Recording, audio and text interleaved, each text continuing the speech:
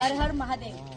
આજે અમે સૌ નંદાણા મુકામે પિંડ તારક ક્ષેત્રમાં જે શિવકથા થઈ રહી છે એ મુકામે રથ યાત્રાનું અમે આયોજન કરેલું હતું, એમાં એમનું સ્વાગત કર્યું છે અને સમસ્ત ગામ નંદાણા ગામ વતી ભાઈઓ અને બહેનોએ આ સરસ મજાની શોભાયાત્રાની આનંદ માણી છે।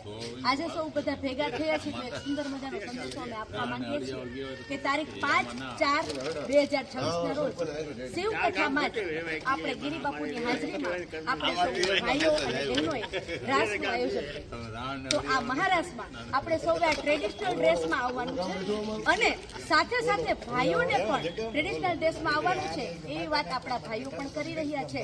તો આપ સૌને નમ્ર વિનંતી છે કે પિંડારા મુકામે આપણે તારીખ 5/4/2026 ના રોજ સાંજે 8 વાગે બહેનો બધા મહારાષ્ટ્રની તૈયારી સાથે ટ્રેડિશનલ ડ્રેસમાં આવશું।